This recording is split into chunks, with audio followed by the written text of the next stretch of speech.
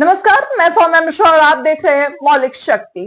साल भर तक डब्ल्यूएफआई के पूर्व अध्यक्ष ब्रजभूषण शरण सिंह को पछाड़ने के बाद जब मैट पर फोगाट बहने उतरी तो उन्होंने हंगामा कर दिया। एक बार फिर से उन्होंने ये याद दिला दिया कि जब हम बात भारतीय महिला रेसलिंग की करते हैं तो उसमें अगर फोगाट बहनों का नाम ना हो तो फिर सब कुछ फीका पड़ जाता है और सब कुछ बेकार सा लगता है, क्योंकि जब वो उतरते हैं तो मैट पर एक अलग सा जोश नजर आता है, एक अलग सा गर्व, एक अलग सा गौरव की अनुभूति नजर आती है। और ऐसा ही एक बार फिर से तब हुआ जब उन्होंने गोल्ड जीता। जी हाँ दोस्तों, एक साल तक ब्रजभूषण शरण सिंह को पछाड़ने के बाद मैट पर जब विनेश उतरी तो उन्होंने एक बार फिर से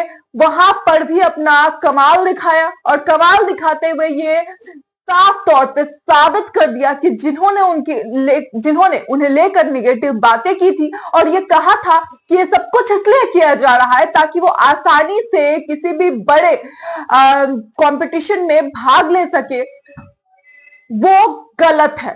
उन्होंने इस चीज को गलत साबित कर दिया और उन सभी लोगों के मुंह पे एक जोरदार तमाचा मारा है जिनका ये कहना था कि ये सब कुछ फुटेज के लिए किया जा रहा है। दोस्तों, नवभारत टाइम्स की न्यूज है, जरा नजर डालिए, जहां पर लिखा गया है कि डब्ल्यूएफआई से दंगल, कद्दावर ब्रजभूषण शरण सिंह से पंगा, अब गोल्ड मेडल कोई और होता तो टूट जाता। साफ तौर पे ये सच्चाई है कि अगर कोई और होता तो टूट जाता, मगर वो विनेश फोगाट, साक्षी मलिक और बजरंग पुनिया ही थे जो इतने समय तक वहां पे टिके रहे, अपनी बातों को लेकर खड़े रहे। कितना सब कुछ हुआ उनके साथ, सोचिए। उन्हें रेसलिंग के दुनिया से एक अलग निगेटिव कैरेक्टर्स के रूप में दिखाने की कोशिश की गई, उन्होंने अपने मेडल्स वापस कर दिए। कितना दर्द हुआ होगा उस वक्त उन खिलाड़ियों को जिसके लिए उन्होंने इतनी मेहनत की, वो चीज जब उन्होंने जाकर वापस रखी तो। मगर उस सब के बावजूद, उस निगेटिव ऑरा के बावजूद उन्होंने कितनी मेहनत की कि आज एक बार फिर से वो गोल्ड मेडल के साथ खड़ी हैं और नजर से नजर मिलाकर कह सकती हैं कि जिन लोगों ने मुझ पर गलत इल्जाम लगाए उन लोगों को ये जवाब है कि आखिर सच्चाई क्या है। दोस्तों, भारत की महिला पहलवानी का केंद्र, सीधी बात है, जैसे ही कहा जाता है वैसे ही फोगाट बहनों का, फोगाट खानदान का नाम सबसे ऊपर आता है। विनेश फोगाट हमेशा ही ये याद दिलाती हैं लोगों को कि अभी हम हैं और हम अभी महिला पहलवानी के फील्ड में राज कर रहे हैं। इसमें कोई शक की बात नहीं है कि मेहनती सभी होते हैं, मगर अपने आप को साबित कर पाना इतना सब कुछ होने के बाद ये हर किसी के लिए मुमकिन नहीं होता है। डब्ल्यूएफआई के अध्यक्ष के साथ लंबी लड़ाई, अवार्ड वापसी और उसके बाद तमाम तमाशों के बाद जो रंग दिखाया गया वो सचमुच कमाल का था। जरा खबर में देखिए, जहां पर लिखा गया है कि भारतीय ओलंपिक संघ की तदाद समिति द्वारा आयोजित सीनियर राष्ट्रीय कुश्ती चैंपियनशिप में विनेश ने 55 किलोग्राम में स्वर्ण पदक हासिल किया है। उन्होंने ज्योति पर 4-0 से जीत हासिल की है, 4-0 से जीत हासिल की है। सोचिए कितना कमाल का खेल उन्होंने मैट पर दिखाया और उन सभी लोगों को दिखाया जो उनके लिए गलत कहते हैं। यानी विपक्षी को एक भी पॉइंट नहीं लेने दिया गया। इससे उनकी फिटनेस का अंदाजा भी लगाया जा सकता है और उनके आत्मविश्वास का भी अंदाजा लगता है। न सिर्फ फिटनेस, उस आत्मविश्वास का, उस सेल्फ कॉन्फिडेंस का पता चलता है जो वो जंतर मंतर पर बैठकर दिखा रही थी और उसके बाद उन्होंने मैट पर दिखाया।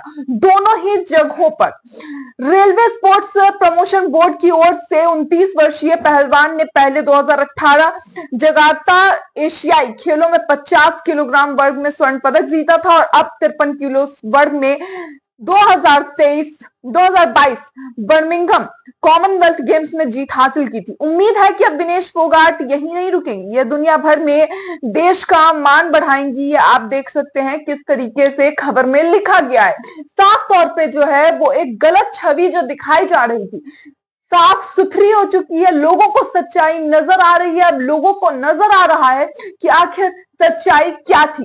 बाद में लोगों को यह भी समझ में आया कि ब्रजभूषण शरण सिंह गलत थे।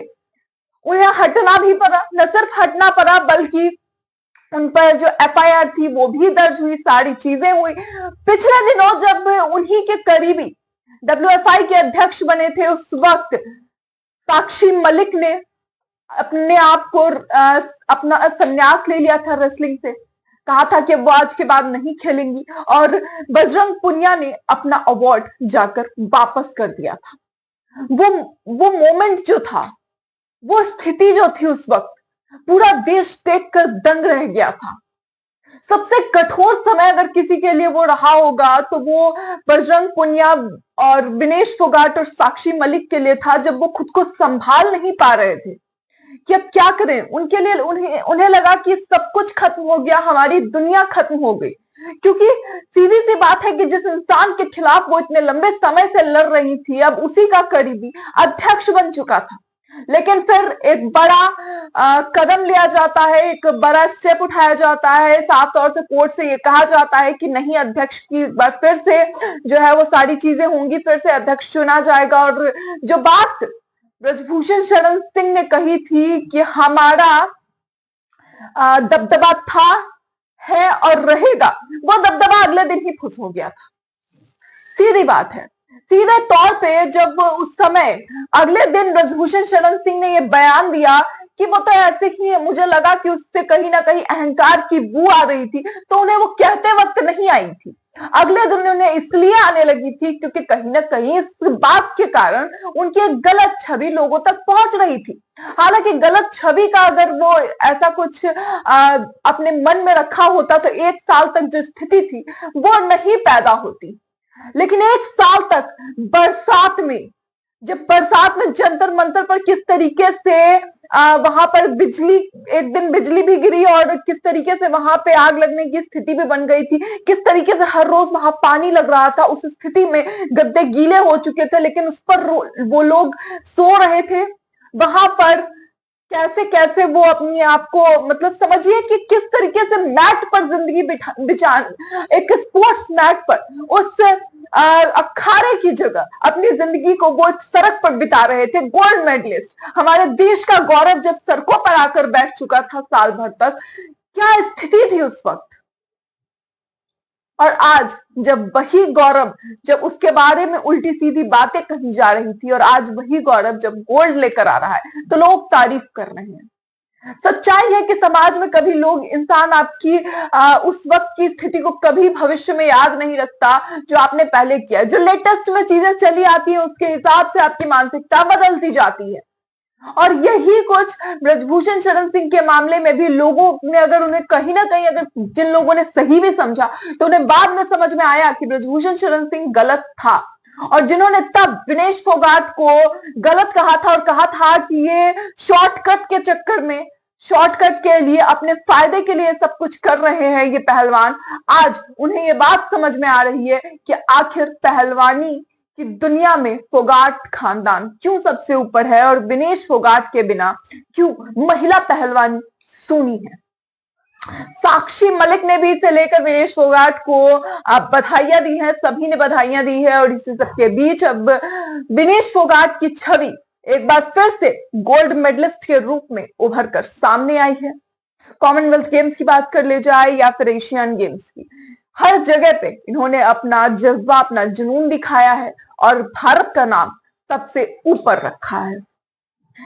विनेश फोगाट की इस जीत को लेकर आपकी क्या राय है? अपनी राय कमेंट बॉक्स में जरूर बताएं। ऐसी और खबरों के लिए देखते रहिए मौलिक शक्ति।